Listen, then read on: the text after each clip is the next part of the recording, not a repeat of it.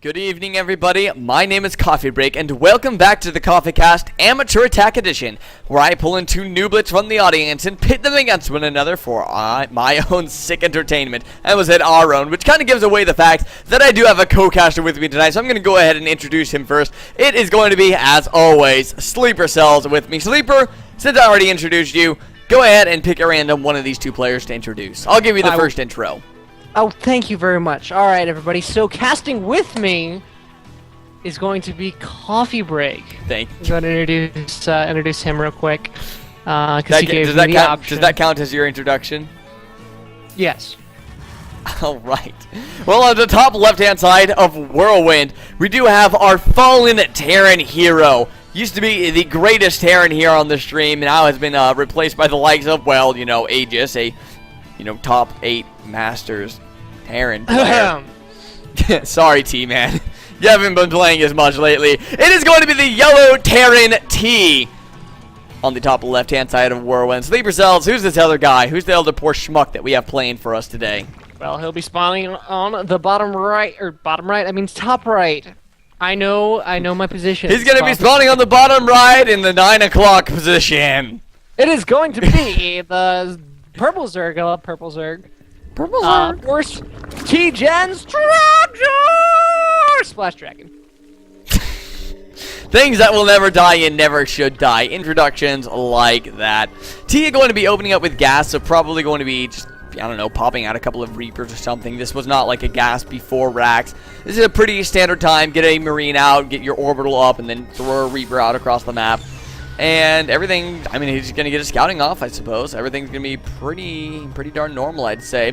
SplashDragon did drop, pardon me. Trogdor did drop down a 13 pool, which we see him do pretty darn often. I suppose we should talk about, you know, these two players real fast. SplashDragon, I believe, is a silver Zerg player. I really should look at these profiles before I start the game. I believe he's a silver Zerg player. T, I think, is either a silver or a gold Terran, but he's kind of a jack of all trades. He can do a little bit of everything if he wants to. So if you're expecting Masters versus Masters here, guys, this is the wrong show for you guys watching. Just you don't watch. Click the big red X. You don't. No, you want to switch to one of the procasts on this channel. Wow, so go nice ahead and do that now. Plug. Nice plug.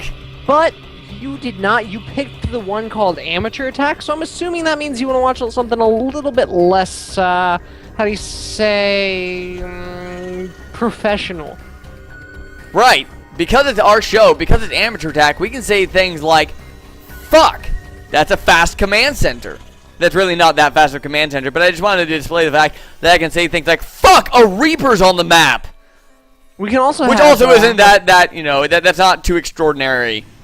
But, you know, holy freak out. Well, yes. Oh, okay, get out when of a it. Marine starts to attack a hatchery. I mean, yeah, exactly. Exactly. Little things. If you guys have not seen that video, I'll actually, I'll throw a link right here in the VOD just so you guys can find that. We're 5 minutes into the game. Okay.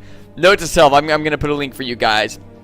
Anyways, on a more a baneling nest. On a more subtle note, we do have a baneling nest coming out of SplashDragon. I'm curious to see where T is going to be going with his build. Oh gosh. Oh shit.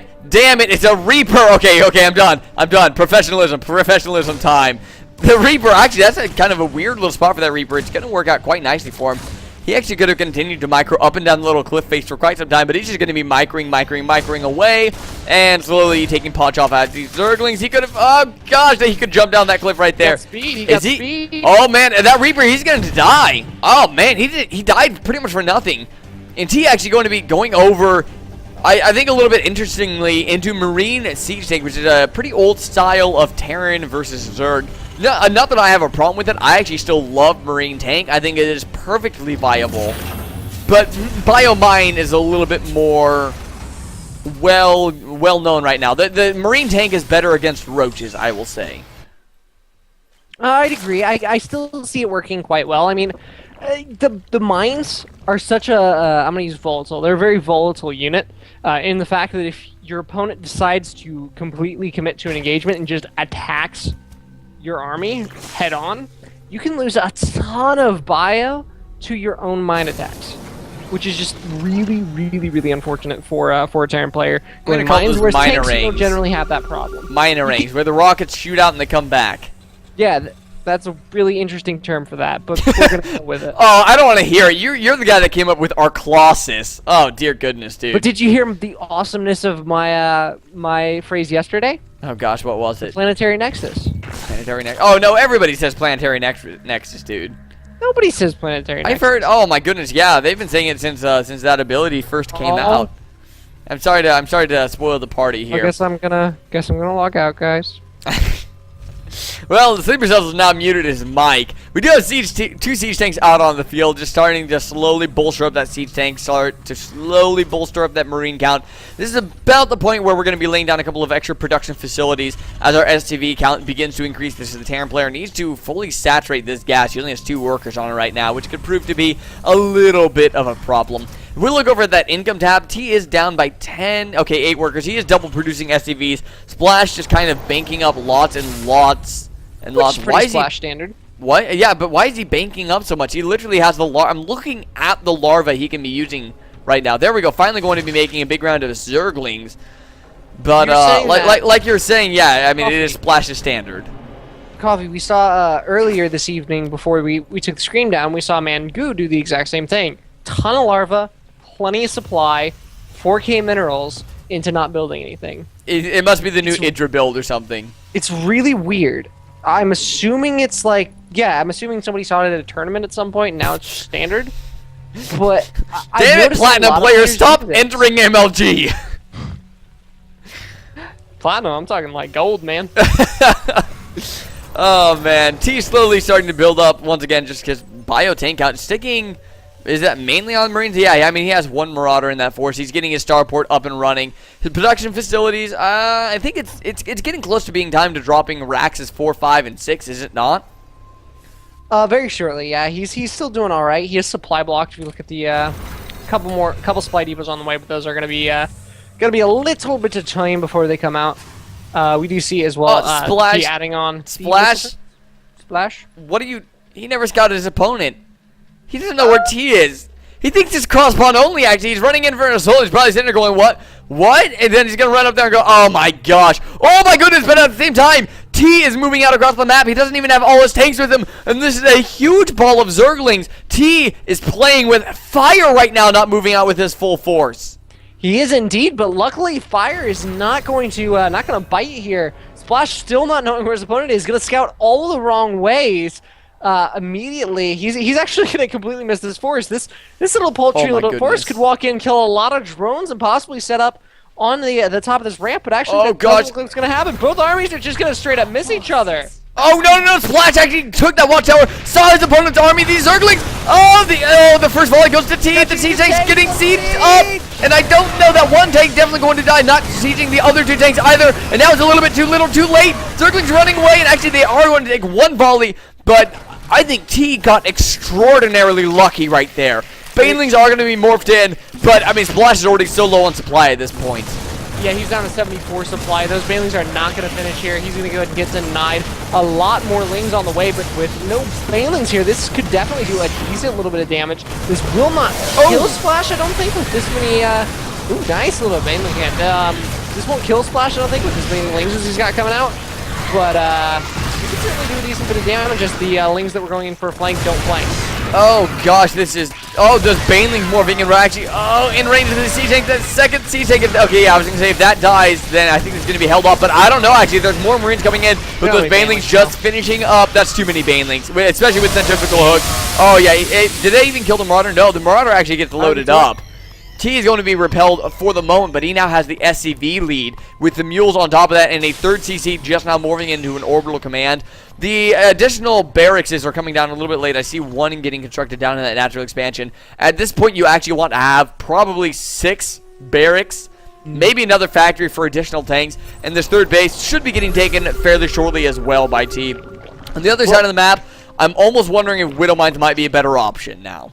Well, I do want to mention real fast, T doing exceptionally well here on his upgrades. He's got 1/1 for his bio, as well as +1 attack for his siege tanks on the way. 2-2 infantry bio, whatever you want to call it, on the way as well. So very nice upgrades, where SplashDragon just now finishing up his Evo chambers, not quite even getting those set up yet. Double drop from T up in this third base. Doesn't really need to drop, could just walk his army there, but it doesn't matter. Queen does go down. One SCV gonna start grilling his way on a way to that hatchery. Here come the Lings from SplashDragon, though. Is he gonna focus the hatchet? No, he's not. Gonna go ahead and lose that SCV, as well as a couple Marines there to this large force of Ling Baneling. Oh, but all those Marines do manage to get split away there at the last second. But the double medevac drop is coming back into that third base. It's so low. It's down near 100 health, but again, he is forced to lift up with the Marines. Again, going to the natural expansion. I love this attack, counter-attack play by T. He's now going back over to that third. The Spine Crawlers did get taken down to this third base. It's going to die. That was merely to buy time. Maybe kill it.